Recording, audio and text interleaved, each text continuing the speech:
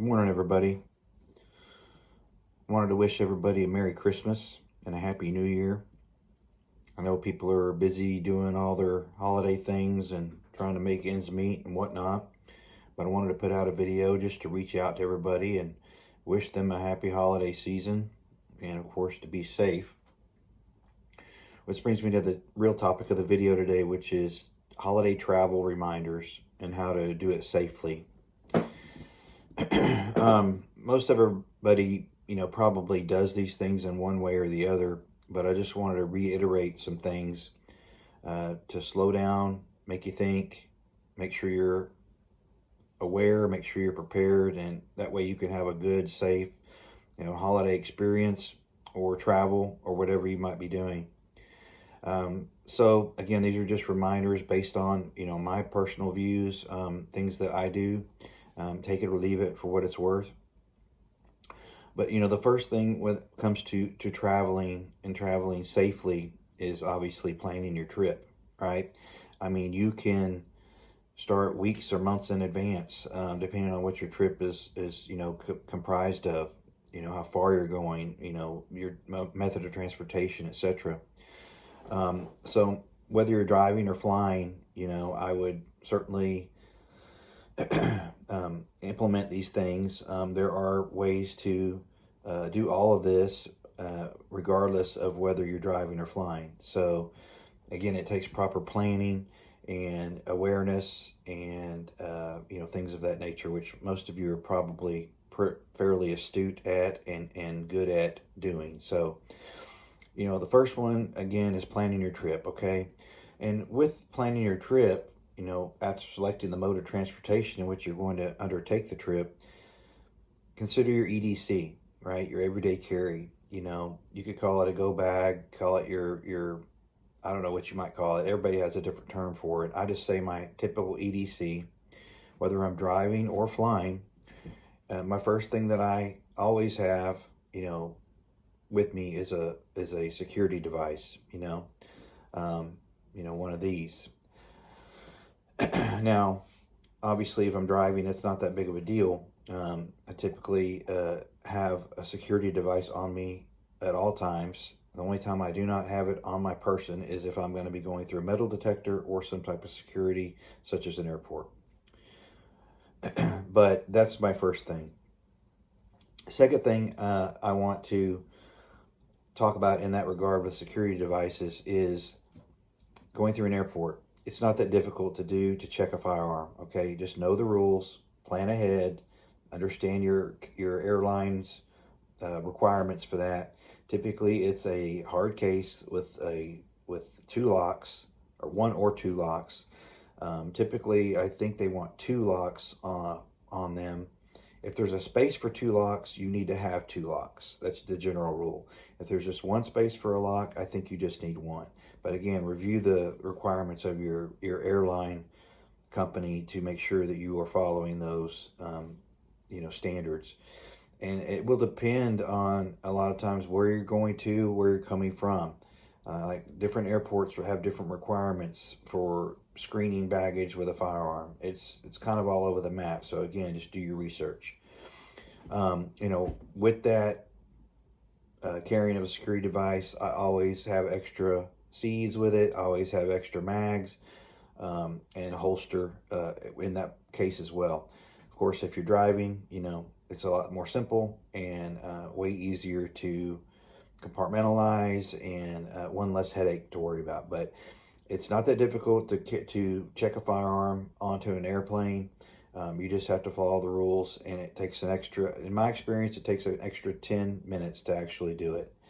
And believe me, it's a good feeling when you land and you may not know the area you're going to very well, but it's a good feeling to know that you've got that security, with you. Second thing with my EDC is money, right? I mean, I typically will carry, obviously, the debit card, credit card, and then I will also have some cash just in case. And the amount of cash that I will carry depends on the length of the trip that I'm going to be going on. Short trips, I may not carry that much, but longer trips, further away I get from home, the more I'm probably going to have on me. Food and water, snacks, a water bottle. If not, if you can't carry water, throw a life straw in your pack or under your seat. But if you're driving, you should have no excuses to carry water. Okay, if you're driving somewhere, you need to have extra water and extra food. If you're going on an airline, you can pack some crackers or something like that, some peanuts. You can have that kind of stuff, in your carry-on, and whatnot. But again, one of the reasons I typically like to drive wherever I go, if it's within 6-7 hours, I'm probably going to be driving it. It's just, I'd rather have control of my own destiny and my security. I just rather have all that stuff, under my control. When you fly, you're under a lot of other controls that you can't control. So, again, that's just my personal preference, and do you. Fourth thing regarding EDC stuff, and obviously, this is beyond meds and identifications and charging devices and all that kind of stuff. Communications are huge, right? Make sure you have an extra charger. Make sure you have an extra, maybe an extended auxiliary battery for your device, if you need it. And, don't let things get down to nothing before you recharge them. If your phone is down halfway, go ahead and charge it. Try to keep that thing. I look at phone charging just like I do fuel in the vehicle. I don't want it getting less than half a tank and I'm filling it back up. You just never know. And so that kind of encompasses my typical EDC on travel, and again, everybody has a different method, but those are the things that I focus on: security, money, food and water, communications. Those are the 4 areas that I really focus on when I'm taking a trip. The second category I will say on your planning your trip or undertaking your trip is being aware, right? Situational awareness, obviously, it's kind of a watered down topic now. Risk assessment, I just call it being aware, okay? Know the weather that you're going to be expecting. Understand the elements that you're going to be going into or along the way to your destination. Have all that stuff figured out. Being alert also. So if you're driving through a downtown area or an unfamiliar area to you, be alert. You should always be alert anyway, no matter what you're doing, whether you're driving down the interstate or you're, 4-way intersection or at a rest stop. There's people out there that are always looking for targets of opportunity to rob, to assault, to carjack, whatever. There's just a lot of people out there that will do things to get by, and regardless of whether or not it hurts you, they're going to take a chance, and you don't want to be the person that ends up on the losing end of that. Be alert, pay attention to what's going on around you. Don't let yourself get stuck in a situation where you're a victim and you're vulnerable to whatever somebody wants to do to you or your family. Again, have security with you, okay? Know your routes. Know the area you're going into as much as you can. Understand the importance of driving during daylight hours. I would limit my nighttime driving if you can, especially in unknown areas. It just makes a lot of sense, okay? Pay attention.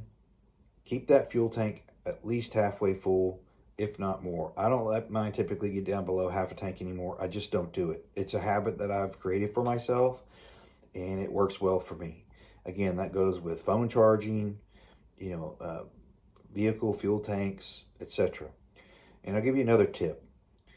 Gas is an expensive commodity now, all right? You work hard, you fill your tank up, you don't want somebody getting that fuel out of there and stealing it from you. Get yourself a locking gas cap. Go on Amazon or go to the auto parts store. Know your vehicle year, model, etc. And go in there and get yourself a locking gas cap. It's not that expensive. You can get them for around $10, and it will save you a buttload of trouble down the road. So again, plan your trip, have your EDC stuff with you, whatever that might be aware, and pay attention. Don't be a victim lying in wait for some of these animals out there that want to do your family harm during the holidays. Keep prepping, stack it deep, long live the Republic.